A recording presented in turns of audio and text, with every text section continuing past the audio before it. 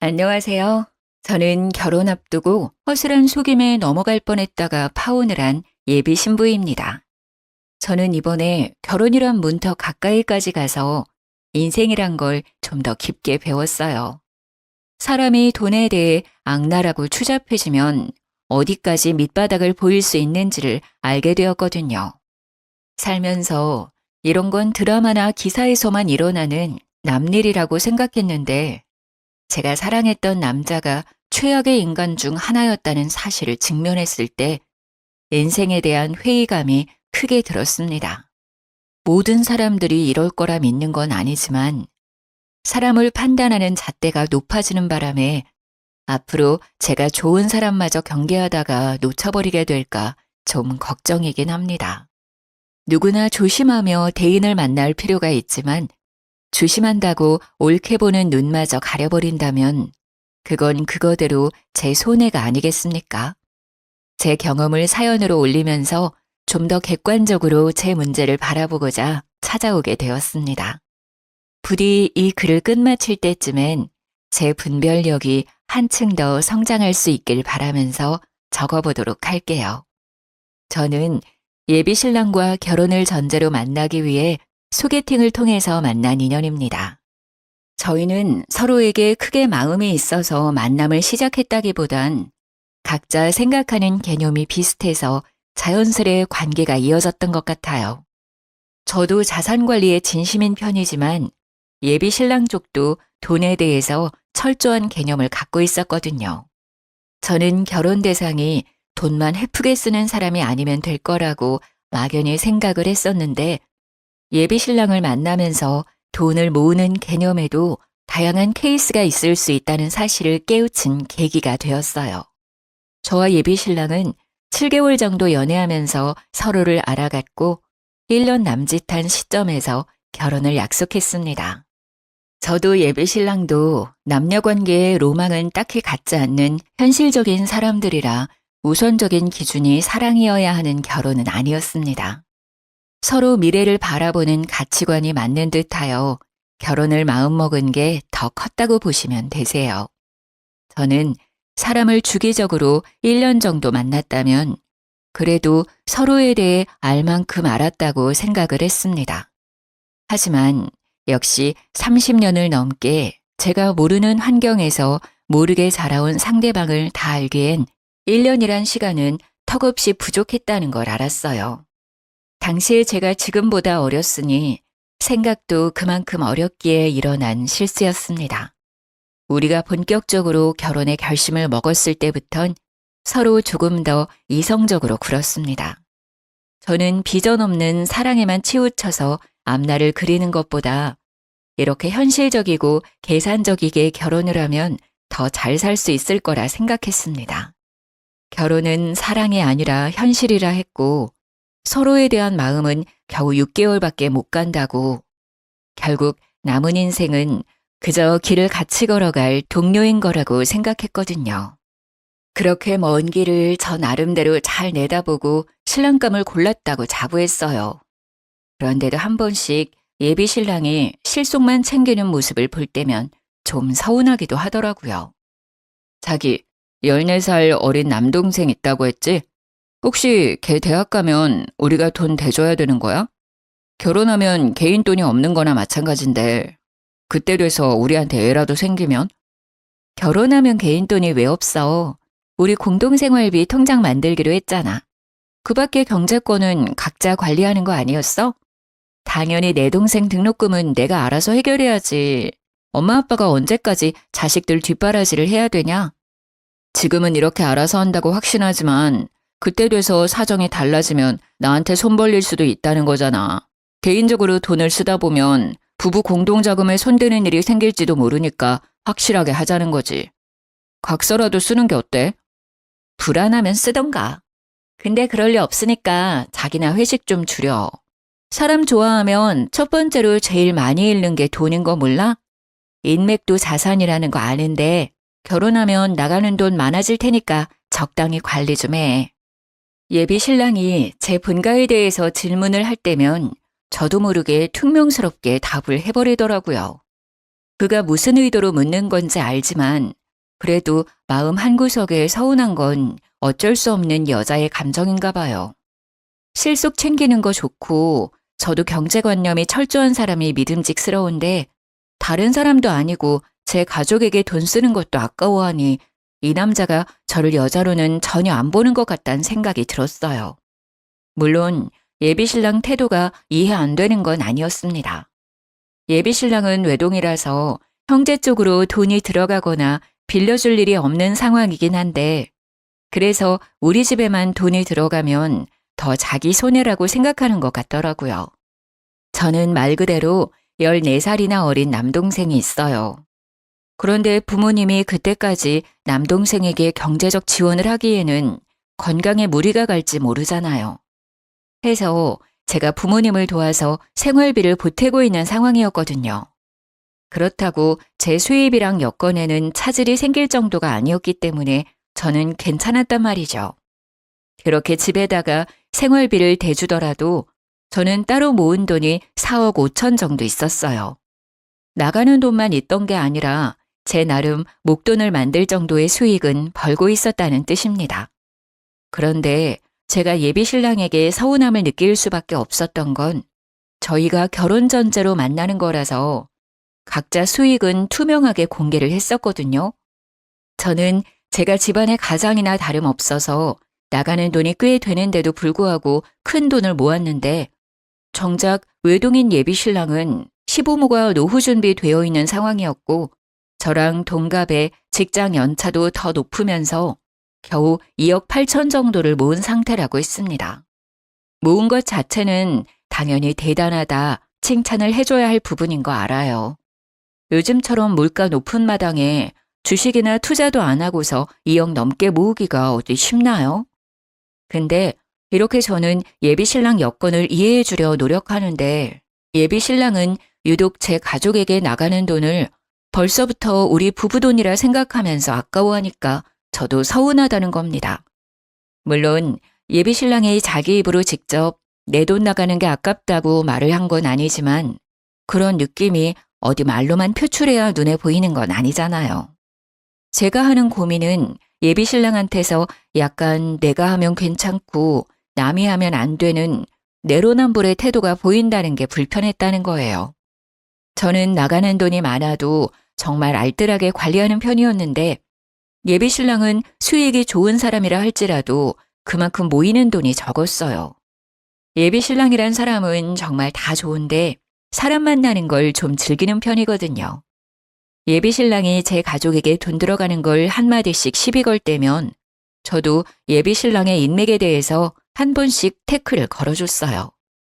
근데 그것도 한두 번이지 제 성격상 남일에 크게 간섭하지 않아서 인맥까지는 자기 역량에 맞게 알아서 하라고 내버려 두는 편이 더 많았습니다. 제가 목돈에 연연하는 건 아니에요.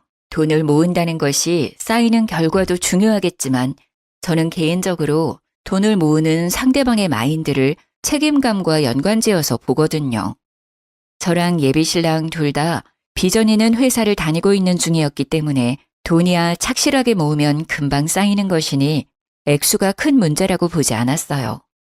정말 다 좋은데 사람 만나는 곳에선 돈을 아끼지 않는 예비신랑의 마인드가 우리 관계에 대해선 책임감이 없는 것 같아서 그게 좀 신경 쓰였던 겁니다. 결혼 전제로 만나는 거니 어떻게 보면 남들보다 우리 가족이 예비신랑한테 더 중요하고 신경 써야 되는 인맥 아닌가요? 정작 예비 처가한테는 말만 가족이라고 하지 가족이라는 이유만으로 쉽게 돈을 발할 수 있으니 더 확실하게 선을 만들어야 한다고 했는데 그 발언이 한 번씩 저를 화나게 했어요. 처가댁은 노후 대비 어떻게 할 거야? 두 분 다 집에서 쉬고 계신다면서. 나중에 뭐 우리한테 손 벌리거나 얹혀 살겠다는 둥 그런 건 아니겠지? 뭐? 말을 해도 꼭 그렇게 서운하게 해야 돼? 내가 죽지 않는 이상 생활비를 계속 보내줄 거라서 우리한테 손 벌릴 일은 없는데 자기 말하는 게 좀 그렇다. 우리 엄마 아빠가 어려우면 내 도움 좀 받을 수 있는 거 아니야? 내가 어머님 아버님 형편 어려워졌다는데 내 할 바 아니라고 하면 괜찮겠니? 아니 그런 뜻이 아니잖아. 아무래도 우리 집은 나 빼면 엄마 아빠 이렇게 둘뿐인데 자기 집은 자기 빼고 세 식구잖아. 게다가 자기 동생은 아직도 학교 다니고 있고 당연히 장인 장모님이 노후 준비가 안 되어 있으면 가세가 기울어질 가능성이 우리 집보단 크잖아. 이 정도는 가족으로서 걱정할 수 있는 거야. 제가 굳이 말할 필요가 없어서 제 부모님 형편에 대해 얘기는 안 했는데 저희 쪽은 부모님이 번화가에 건물 하나를 사들여서 병원 시설에 임대를 해주고 있기 때문에 따로 세를 받고 있는 상황이었습니다. 제가 부모님께 생활비로 챙겨드리는 건 자식으로서 부모님에게 해드리고 싶은 효심이었고 도리라고 생각해서 용돈으로 보내는 거였어요. 예비신랑한테 별말 안 했던 건 집에 빚이 있지 않은 이상 부모님 형편은 굳이 말할 필요 없다고 생각했기 때문이죠. 그리고 말해봤자 제가 부모님의 도움을 받고 결혼할 것도 아니라서 부모님의 재력은 제 결혼과 연관이 없다고 판단했었어요. 그런데 예비신랑이 계속 저희 부모님이 백수라서 하도 불안해하는 것 같으니 언젠가는 밝혀질 거 그냥 우리 부모님 건물주라고 상황 설명을 해줬습니다. 그러니까 엄마 아빠가 우리한테 손 벌릴 일은 없어. 사실 내 동생도 부모님이 등록금 대줄 수 있는데 내가 학교 다닐 때는 형편이 어려워서 부모님이 고생 많이 하셨거든. 그래서 동생 등록금만큼은 내가 해결해 주려고 하는 거야. 건물주? 와, 그렇게 중요한 사실을 왜 말 안 했어? 자기 진짜 대단한 집 딸이었구나? 어떻게 그런 대단한 집에 살면서 티를 안 낼 수가 있지? 나 같으면 건물주 부모님 뒀다고 자랑 엄청 했을 것 같은데. 자기야, 이런 건 겸손이 아니야. 자랑할 건 자랑하면서 결혼 상대가 나를 깔보지 못하게 코를 납작하게 만들어야 된다고. 그날 예비신랑이 활짝 웃는 걸 처음 봤다고 해도 과언이 아니었죠. 예비신랑은 그날 하루 종일 저희 부모님 얘기를 하면서 제가 자라온 과정을 궁금해했어요. 저녁 먹으면서 묻는 대로 다 답을 해줬더니 자기가 부잣집 사위라도 된 것 마냥 들떠서는 장인어른 장모님 하면서 보고 싶다고 난리를 치더군요. 그 때문에 저희 관계는 더 돈독해졌습니다. 돈독해질 수밖에 없도록 예비신랑이 제게 많이 노력했어요. 근데 정작 예비신랑이 그렇게 자랑했던 예비 시부모 노후 준비는 제가 아는 내막과는 좀 차이가 있었더라고요. 원래 예비신랑은 예비 시부모가 노후 준비 다 된 상태라서 둘이 알아서 잘 먹고 잘 살 거라고 했거든요. 그런데 예비 시부모는 둘 다 공무원이었던 사람들이라서 당시 퇴직을 하고 소량의 연금을 받고 있다고 했어요. 요즘은 연금이 얼마 안 돼서 그것만으로는 여가 생활을 즐기거나 여행을 즐길 수 있는 여건은 안 되잖아요. 그래서 예비신랑이 한 번씩 기념일만 되면 용돈을 준다고 했습니다. 약간의 용돈만 있으면 굳이 우리한테는 손 벌리지 않을 거라고 뒤늦게 저한테 고백하더라고요. 저는 예비신랑이 예비 시부모 노후에 대해 엄청 대단한 자산이라도 있는 것처럼 얘기를 하길래 아예 예비 시부모에게 터치 안 해도 되는 줄 알았습니다. 그런데 기념일마다 용돈을 주고 있었고 예비 시부모가 여행 가고 싶다고 하면 예비신랑이 돈을 보내줘야만 갈 수 있는 상황이라고 하더라고요. 그 말은 지금 우리가 결혼하면 어머님 아버님한테 계속 돈을 줘야 한다는 거네? 그거 자기가 알아서 해결하는 거지? 우리 각자 가족한테는 새 가족 생겼다는 이유로 확실히 선 긋기로 했잖아. 자기 선에서 알아서 하는 건 내가 딱히 간섭 안 할게. 그건 그런데 그래도 이건 상황이 좀 다르지 않나? 우리 부모님이 많은 돈을 바라는 것도 아닐 거고 또 처가 쪽은 부자잖아. 이러면 한쪽이 무조건 치우치게 되는데 자기 입장에서도 좀 그럴걸? 친동은 잘 먹고 잘 사는데 시댁은 손가락 빨고 있다고 생각해봐. 쪽팔리지 않겠어? 자기 웃긴다. 우리 부모님이 백수인 줄 알 때는 기를 쓰고 손에 안 보려고 하더니 까고 보니까 자기 쪽 형편이 안 좋아서 손을 벌리시겠다? 다 형편에 맞게 사는 거지 그런 게 쪽팔릴 문제야? 자기는 우리 부모님 백수라고 했을 때 쪽팔렸나 봐? 아니, 내가 어떻게 처가를 그렇게 생각하겠어. 알았어, 미안해.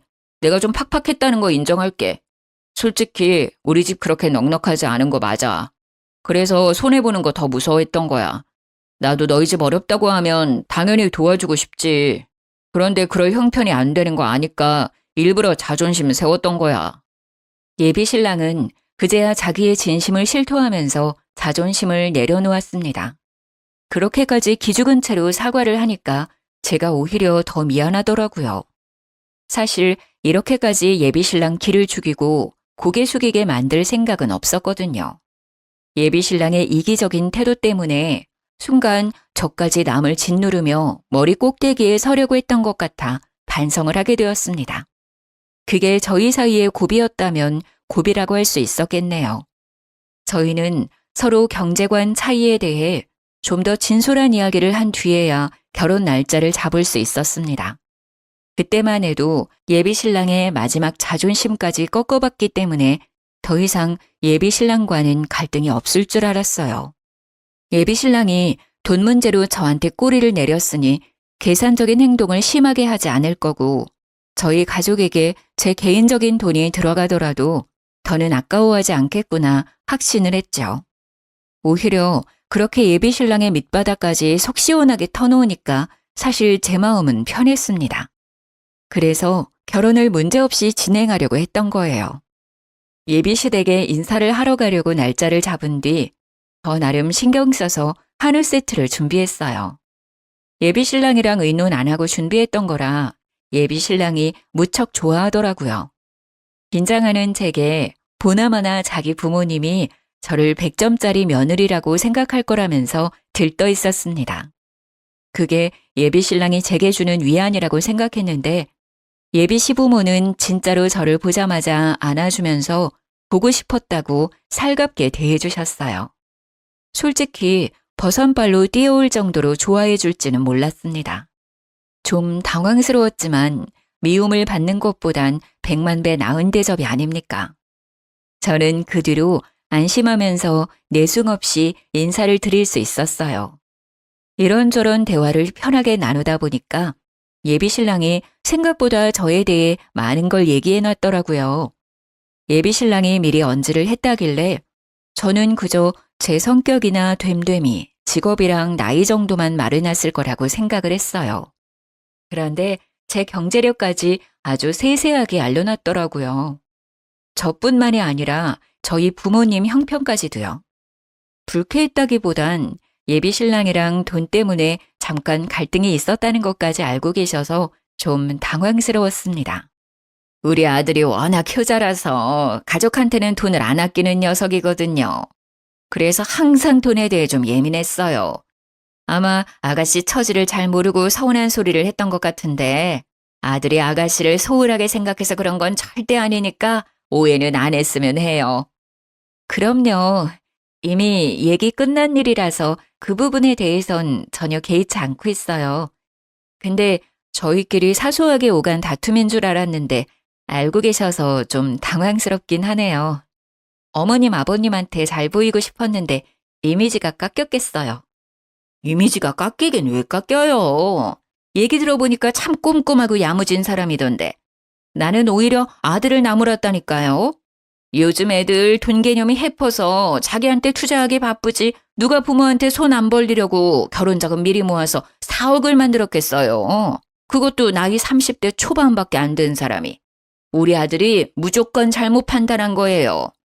예비 시모는 자기 아들을 과하게 깎아내리면서 제 기분을 맞춰주려고 했어요.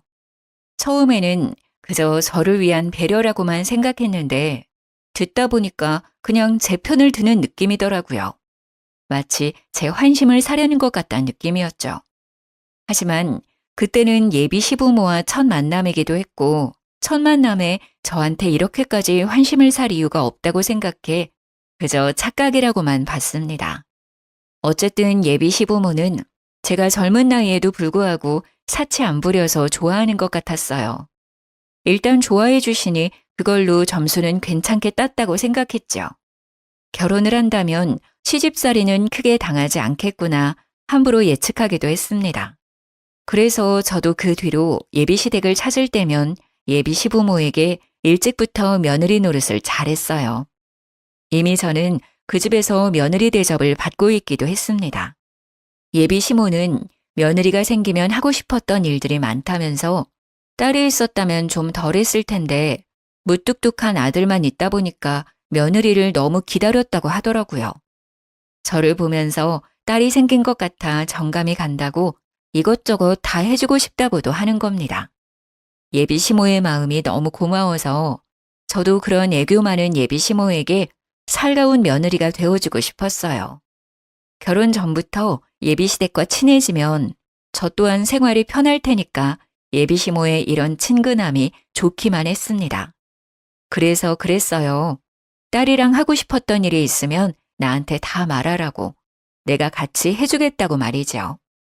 그랬더니 예비 시모가 어찌나 좋아하던지 그 모습을 보니 저도 기분이 좋아서 예비 시모와 개인적으로 데이트 날을 잡았어요.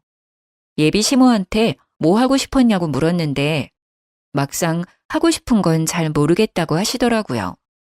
그냥 저랑 더 가까워지고 싶어서 같이 놀러 나가고 싶었대요. 저더러 그냥 자기한테 보여주고 싶은 곳 있으면 데려가 달라고 하길래 제가 알아서 데이트 코스를 짰습니다. 원래는 주말마다 예비 신랑과 꼭 만남을 가졌는데 한날은 일부러 예비 신랑과의 약속을 취소하고 예비 시모와 단둘이 맛있는 걸 먹으러 간 적이 있었어요. 그렇게 저는 예비 신랑 만날 때보다 더 신경 써서 그날 하루를 준비했습니다. 그렇게 기분 좋은 마음으로 예비 시모를 만나서 대형 카페에 디저트를 먹으러 갔는데요. 희한하게 예비 시모가 내내 딴 생각을 하고 있는 것 같은 거예요. 저와의 대화에 집중하지 못하고 계속 주위를 둘러보거나 높은 건물들만 쳐다보길래 혹시 재미가 없냐고 슬쩍 물어봤습니다. 그 순간 저는 좀 당황스러운 말을 들었어요. 누구랑 같이 노는 건데 재미없을 리가 있겠니? 그냥 바깥 나들이 안 한 지 오래됐다 보니까 높은 건물이 많이 생긴 게 신기해서 자꾸 쳐다보게 되네. 어쩜 건물들이 이렇게 다 화려하다니? 이런 것들도 다 주인이 있겠지? 건물주들은 돈 못 벌어도 참 배부르겠다, 야. 알고 보니 예비 시모는 지나다니면서도 저랑 식사를 하거나 커피 한 잔을 하면서도 내내 건물만 보고 있었던 거였어요. 그 의도가 뭔지 처음엔 몰랐습니다. 그런데 예비 시모가 그 다음 말을 뒤잇는 순간 제가 생각해오던 예비 시모란 사람과 그 실체는 다를 수도 있겠다는 걸 처음으로 느꼈어요. 소영아, 사돈 쪽도 건물주라고 했지? 병원 시설에 임대 주고 있다면서 바깥사동 건물도 여기에 이런 것들처럼 큼직큼직하니? 달에 돈이 어느 정도 들어오는 거야? 사돈 어른들은 좋은 곳에서 두 발 뻗고 자겠구나. 너무 부럽다. 아, 저도 자세한 건 굳이 여쭤보지 않아서 잘 몰라요. 그래도 건물 있는 거랑 사는 건 별개 문제인 것 같더라고요. 저희 부모님 그냥 평범하게 살고 계세요. 연식 60년 된 아파트에서 살고 있는걸요. 물론 압구정에서 값비싼 아파트이고 80평에 살고 있긴 합니다. 하지만 그 부분은 굳이 말씀드리고 싶지가 않았어요. 저희 집 건물 얘기를 하면서 눈을 반짝거리는 예비 시모가 좀 낯설게 느껴졌거든요. 아이고, 어디 사는 게 뭐가 중요하니? 사돈이 그렇게 알뜰하니까 너도 그 장점을 쏙 빼닮았나 보구나. 사돈이 자식 하나도 너무 잘 키우셨어. 어떻게 노후 대비까지 그렇게 탄탄하게 해놨대? 나도 생각이 좀 트인 사람이었으면 건물 하나 사놨을 텐데. 혹시 사돈 건물이 어떤 건지 나도 좀 구경할 수 있을까? 저는 이때 아차 싶었습니다. 예비 시모가 저랑 놀고 싶어 했던 건 저와 가까워지기 위해서가 아니라 저희 부모님의 건물이 궁금해서였다는 걸 크게 알아챘어요. 그래서 저와 시간을 보내는 내내 건물만 쳐다보기 바빴고 제가 알아서 저희 부모님 건물 앞으로 데려가 주길 기다리고 있었던 것 같았습니다. 순간 당황해서 아무런 대답을 못했어요. 저도 모르게 표정 관리도 못했던 건지 예비 시모가 불편하면 굳이 안 그래도 된다며 한 발자국 양보하더군요. 못 보여줄 이유는 없으니까 예비 시모한테 구경시켜드리겠다고 말은 했는데 부모님의 건물까지 가는 내내 저는 예비 시모가 던지는 말에 전부 떨떠름하게 답했어요. 애교 많다고만 생각했던 예비 시모의 모습이 그 순간만큼은 무력에 눈이 먼 사람 같아서 정이 살짝 떨어졌거든요. 그렇게 도착한 건물 앞에서 예비 시모는 더욱더 가면을 벗었습니다. 사실을 듣기만 했을 때보다 직접 확인했을 때 더 큰 충격과 희열을 느끼지 않습니까? 예비 시모는 건물 앞에서 박수를 짝짝 치면서 진짜 높고 크다고 병원 시설이 몇 군데 들어있는지, 건물 주면 병원에서도 지인 할인 같은 게 있는지, 혹시 건물에 자리 하나 나면 자기 가게 하나 들여주면 안 되는지 말도 안 되는 질문들만 늘어놓았습니다. 제가 대답하기 곤란한 질문이기도 했어요. 그래서 저는 그날 거의 예비 시모에게 거짓말을 했습니다. 병원 건물이라서 개인적인 장사는 안 되고 건물주는 병원 관계자의 직계가족이 아니기 때문에 할인 같은 거 없다고. 그냥 건물을 갖고만 있는 거고 월세만 받는 거라 아무런 혜택이 없다고 말입니다. 물론 몇 개 대답은 얼추 사실이기도 해요. 건물주한테 병원 할인이 왜 들어가겠어요? 설령 된다고 하더라도 직계가족이 아닌 생판 남이 무슨 권리로 할인을 요구하나요? 어쩌면 건물에 자리 하나쯤은 아빠가 선의를 베풀어 한 자리 내어줄 수는 있겠죠. 하지만 공짜는 안 되죠. 저희 부모님도 건물에서 나오는 새로 먹고 사시는 분들인데요. 예비 시모가 바라는 건 지금 남이 차려놓은 밥상에 숟가락 하나 올리겠다는 심산인 거잖아요. 저 그런 사람들 싫어하거든요. 저희 부모님도 노력 없이 바라기만 하는 사람 혐오하고요. 그런데 그 싫은 짓을 예비 시모가 그날따라 주야장천 해대더라는 겁니다. 예비 시모가 묻는 것마다 제가 부정적인 대답을 늘어놓았더니 곧 실망하는 기색을 보이더라고요. 이것도 안 된다, 저것도 안 된다 하니까 자기 기대에 못 미쳤는지 한숨을 푹 쉬는 겁니다. 저는 그것도 웃기더라고요. 이 건물이 본인 재산이길 했나요? 아님 누가 재력을 누리게 해주겠다 약속이라도 했나요? 아니죠. 그저 그쪽 아들과 결혼을 하겠다는 건데요. 당최 예비 시모가 실망할 게 뭐 있는지 이해가 안 갔습니다. 그날 예비 시모를 집 앞까지 데려다 주고 집에 와서 생각을 많이 했어요. 과연 제가 건물주 딸이 아니었다고 한다면 예비 시모가 제게 애정을 주었을까요? 돈 때문에 저를 며느리로서 좋아해 주는 것 같아서 그게 마음에 걸렸습니다. 그렇다고 예비 시모가 제게 큰 피해를 준 건 아니라서 예비 신랑한테 확신 있게 따질 수는 없었어요. 대신 저는 그날 처음으로 예비 신랑과의 결혼을 고민했었습니다. 겨우 돈 욕심 때문에 결혼을 포기하려고 하는 거냐고 묻는다면 네, 맞습니다. 맞다고 해야 할 것 같네요. 저희 부모님이 돈에 예민하기도 하고 공짜 좋아하는 사람들을 한심하고 게으르다고 믿고 있기 때문에 그 밑에서 자란 저 또한 그런 사람들을 위험하다고 보고 있거든요. 왠지 살다 보면 돈 때문에 예비 시댁과 부딪힐 것 같은 날이 꼭 올 거란 확신이 계속 들었어요. 예비 신랑과도 돈 때문에 약간의 갈등이 있었잖아요. 제가 건물주 딸이라는 걸 알고 나서는 예비 신랑도 저를 환대했고 배포도 넓어졌고요. 묘하게 예비 신랑 모습이 예비 시모와 닮아 있는 것 같다는 생각도 계속 들었어요. 아니나 다를까 제가 계속 고민하던 문제는 얼마 안가 확인할 수 있었는데요. 주말에 예비 신랑이랑 같이 차를 타고 펜션을 놀러 가고 있었는데요. 잠시 쉴 겸 휴게소에 들렀어요. 예비 신랑이 급하게 화장실을 다녀오느라 차에 휴대폰을 놓고 갔었죠. 그 타이밍에 휴대폰으로 예비 시모한테 전화가 오더라고요. 받을까 말까 하다가 2번 연속 전화가 오길래 한번 받아봤더니 예비 시모 하는 말이 아주 기가 막혔습니다. 아들아, 큰일 났다. 네 아빠가 돈을 준비 못했어. 일단 소영이 살살 구슬려서 소영이 돈으로 결혼하고 나중에 갚겠다고 머리 좀 굴려보면 안 되겠니? 건물주 딸인데 그 정도는 껌이잖아. 처음엔 이게 무슨 말인가 싶었습니다. 예비 신랑이랑 저는 각자 모은 돈을 반반씩 합쳐서 결혼 자금으로 될 예정이었던지라 서로 양가 부모님께 손 벌릴 일은 없었어요. 그래서 예비 시부가 무슨 돈을 왜 준비하고 있었는지 이해 못했고 또 그게 왜 우리 결혼이랑 연관이 되는지도 몰랐어요. 엄청 급박해 보이는 예비 시모 태도 때문에 저도 모르게 아무 말도 못하고 제 정체를 숨긴 채 내용을 더 엿들었습니다. 제가 아무 말도 안 하니까 수화기 안에서 예비 시모가 예비 신랑 이름을 몇 번 부르더니 혼자 뭐가 그렇게 불안한지 입을 가만두질 못하더라고요. 이 멍청한 인간이 글쎄 2억에다 빚까지 내서 웬 공유 오피스텔 하나를 매매해버렸지 뭐니. 친구가 같이 하자 해서 투자했다는데 벌써 석 달이나 됐다더라. 근데 그게 또 망조라서 벌써 적자래. 나더러 겨우 있는 8천까지 달라고 하더라니까. 그러니까 예비 시모가 하는 말은 이랬어요. 예비 신랑이 모았다는 돈 2억 8천은 사실 없는 돈인데다가 예비 시부모가 어떻게든 마련해 놓았던 상황이었던 겁니다.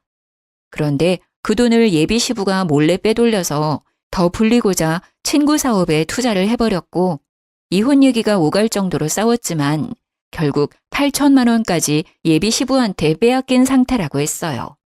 애초에 예비 신랑은 그런 돈을 모은 적 없는 사람이었고 결혼을 위해서 예비 시부모가 대출을 받아 급하게 만들어 놓은 거였어요. 아들 뒤치다꺼리를 부모 둘이서 나름대로 해결해 놓은 거죠. 그 모든 게 건물주 딸인 저를 붙잡기 위한 계획이었다는 것이 저를 더 열받게 했어요. 소영이가 모은 돈이 4억 5천은 된다고 했지?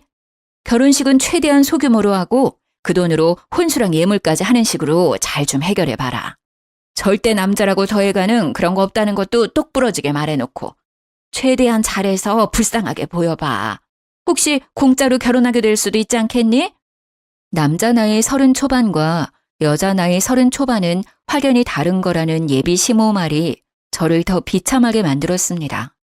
예비 신랑 나이에 그런 직업이면 더 젊고 건강한 아가씨를 만날 수 있는 조건인데 저는 나이도 있고 출산 준비까지 하면 이미 노산으로 시작할 테니까 남자 쪽에서 손해를 먹고 들어간다고 하더군요. 그러니 늙은 여자 데려가 주는 것만으로도 내 입장에선 고맙게 생각해야 된다고 했고 제가 결혼 자금을 더 대는 게 어쩌면 당연한 거라는 이상한 논리를 주장하고 있었어요. 기가 차지 않습니까? 제 앞에선 알랑방귀 뀌면서 어떻게든 제 환심을 사 실체를 숨기기 바쁘더니 제 뒤에서는 예비 신랑이랑 이런 사기 작당을 꾸미고 있었다는 게 웃기잖아요. 당연히 겨우 빙산의 일각을 확인한 셈이겠지만 저는 일단 그 순간에 이미 큰 배신을 느꼈습니다. 제가 결혼을 고민했던 이유에 확신을 가해준 거나 다름없으니까요. 듣다 보니 예비 신랑이 계산적으로 행동하면서 우리 집에 손해보기 싫다는 식으로 말했던 과거들도 머릿속을 스쳐가더군요. 그렇게 피해보긴 싫어하면서 어쩜 남의 돈은 그리도 쉽게 생각하는 건지. 그 부모의 그 자식이지 않습니까? 저희가 그때 당시 이미 내년으로 결혼식장을 예약해 놓은 상태였는데 그 계약금도 예비 신랑이 바빠서 그 돈으로 제가 먼저 예약을 해 놓았거든요. 저는 당연히 예비 신랑 바쁘다니까 그런 줄로만 알았죠. 그 식장 예약마저도 예비 시모가 시켜서 일부러 제 돈만 쓰게 했다는 걸 알았습니다. 아들아, 왜 말이 없어? 답답해 죽겠네. 지금은 우리가 급한 상황이니까 소영이 돈밖엔 답이 없다고 알아들었어? 일단 결혼하는 게 중요하단 말이야. 걔가 우리 집 사람으로 들어오면 돈은 안 갚아도 돼. 식구끼리 무슨 돈을 빌리고 갔겠니? 그 부분은 엄마가 알아서 할 테니까 소영이 도망 못 가게 단단히 잡아라. 네, 어머님. 잘 새겨들었습니다. 하마터면 제가 사기 결혼당할 뻔했는데 손해보기 전에 싹을 자를 수 있어서 다행이네요. 어머님께서 오두방정 떨면서 해주신 경고는 거지 새끼한테 잘 전해놓을게요. 그동안 제 시간 빼앗긴 건 좀 억울하지만 저 놓쳐주셔서 감사드려요. 수아기야는 아주 잠잠했습니다. 자기 때문에 계획이 잘못됐다는 걸 알았는지 식겁했나 보더라고요. 그러거나 말거나 저는 전화를 끊어버렸어요. 예비신랑 폰이 잠겨 있어서 녹음 파일을 전송하지 못한 게 아쉬웠는데 그 문제는 그리 어렵지 않게 해결이 되었습니다.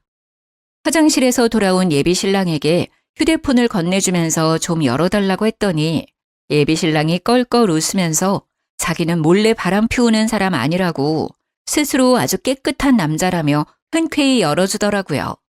그래서 저는 제게 통화 녹음을 쉽게 보낼 수 있었어요.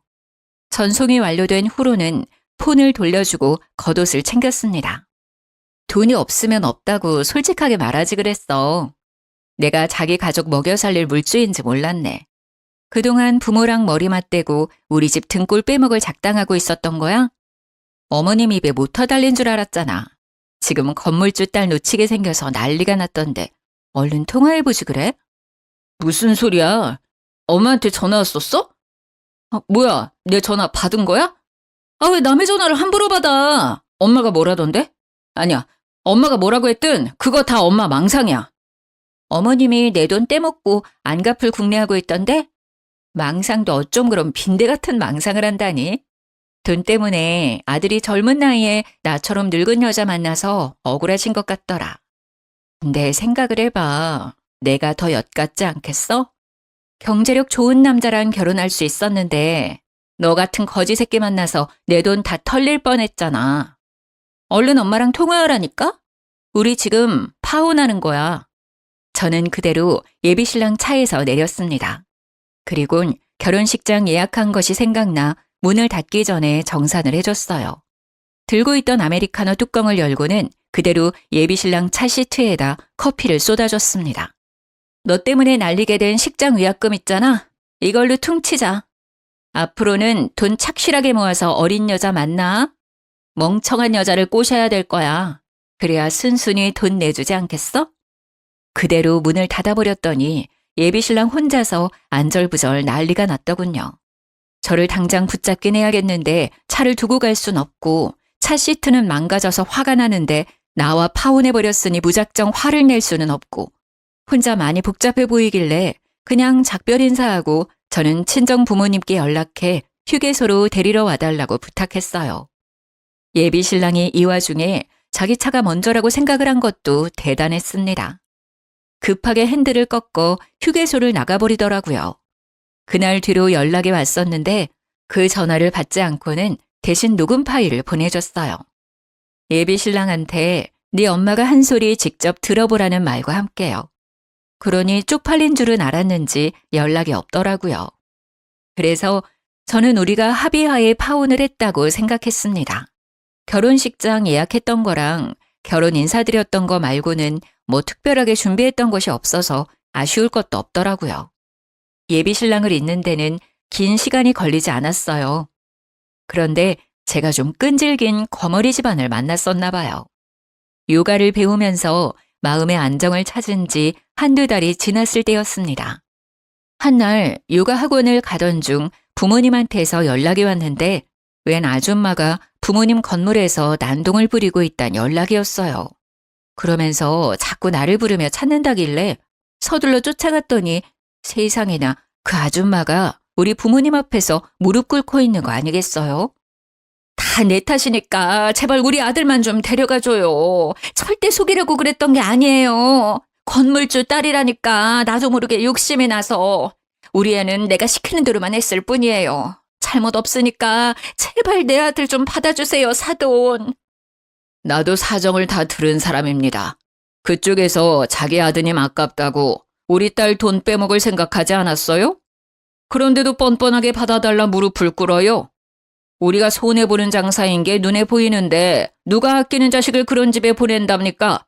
이미 우리 딸이 그쪽 아들 버린 걸로 알고 있어요. 남의 직장 와서 행패 부리지 말고 당장 돌아가세요. 큰소리 치고 있는 부모님께 급하게 다가갔더니 그 여자가 저를 받고 그때부턴 저를 붙잡으며 생떼를 부렸습니다. 듣자 하니 예비 시부가 투자했던 친구 사업이 그 짧은 기간에 폭삭 망했더라고요. 적자만 생기고 수익은 세 발의 피도 안 된 수준이래요. 친구 사업은 결국 부도를 맞았고 친구 혼자 빚더미에서 도망치는 바람에 예비 시부가 그 빚을 떠안게 되었대요. 그래서 사채에 손 벌리기 전에 우리를 찾아온 듯 했습니다. 너희들 결혼하면 내가 차차 갚을게. 돈만 먼저 좀 빌려주면 안 되겠니? 지난번에 했던 통화는 신경 쓸 거 없다. 내가 나이 먹고 헛소리 짓거린 거야. 내가 너처럼 귀한 딸내미를 어떻게 등쳐먹겠어. 네 돈 떼먹을 생각 없었다. 다 갚을 테니까 제발 돈 좀 빌려주라. 아니, 결혼만 좀 해줘. 지금 이게 될 거라고 생각하세요? 더 추한 꼴 당하기 전에 그만하세요. 딱 봐도 문제 있는 집에 누가 희생정신으로 시집을 가겠어요. 요즘은 어린데 건물주 딸인 아가씨들도 많아요. 딴 건물 전전하면서 멍청한 아가씨들 한번 찾아보던가요. 저는 똑똑해서 더는 그 집에 기회 주고 싶은 생각 없거든요. 하필 성형외과가 많았던 우리 건물 주위에는 유독 젊은 사람들이 많았습니다. 그 사람들이 휴대폰으로 예비 시모를 찍고 있었는데 예비 시모는 그걸 뒤늦게 깨달았는지 순식간에 얼굴이 벌개지더라고요. 그럼에도 불구하고 돈이 정말 급하긴 했는지 계속 물고 늘어졌습니다. 아드님 직장 좋으시잖아요. 대출 몇 개 땡겨 받으세요. 결혼시켜서 차차 갚을 생각 마시고 은행이랑 부지런히 얘기를 해봐요. 혹시 알아요? 은행원 아가씨 중에서 건물주 딸이 있을지? 이러고 있을 시간 없어요. 부지런히 발품 팔아야 거지 아들 장가보낼 텐데요. 그만하고 가지 않으면 경찰 불러서 영업 방해죄로 신고할 거라고 했더니 아줌마는 아예 퍼질러 앉으면서 자기 팔자를 한탄하기 시작했습니다. 얼굴 팔리든지 말든지 포기를 해버렸나 봐요. 저는 할 수 없이 예비 신랑한테 문자를 넣었고 사진을 찍어서 당장 데려가라고 했어요. 1시간 내로 안 오면 경찰에 끌려나가는 수모를 겪게 할 거라고 했습니다. 그랬더니 예비 신랑이 불같이 달려와서 자기 엄마 끌고 사라졌어요. 그게 예비 신랑과의 마지막이었습니다. 그 뒤로는 우연이라도 마주친 적이 없어요. 부모님은 그 사람들 얘기만 나오면 저더러 참 냄새 오래가는 똥 밟았다고 고개를 내젓습니다. 그러고는 결혼 안 해도 상관없으니까 저런 똥은 다신 묻혀오지 말라고 혀를 끌끌 차기도 했어요. 부모님 말씀이 맞아요. 그들은 제게 겨우 똥처럼 더러운 존재였을 뿐입니다. 사랑이란 감정이 조금 부족하더라도 실리가 맞으면 부부가 되어 잘 살 수 있을 거라고 생각했는데 이번 기회를 통해서 제 판단이 오만했다는 걸 깨달았어요. 추구하는 가치가 비슷한 것도 중요하지만 사람 됨됨이가 가장 중요하다는 것을 왜 몰랐는지 모르겠네요. 앞으로 결혼 대상뿐만 아니라 사람을 사귈 때도 인품을 유의해서 볼 수 있는 사람이 되도록 노력해야겠습니다. 제 사연 어떠셨나요? 결혼하기 전에 악연을 끊어낼 수 있어 나름 현명했지 않나요? 좀 더 지혜롭게 해결할 수 있는 방법이 있다면 인생 선배분들이 알려주셨으면 좋겠어요. 너절한 이야기였는데 끝까지 들어주신 분들 너무 감사드립니다. 늘 좋은 일만 가득하셔요.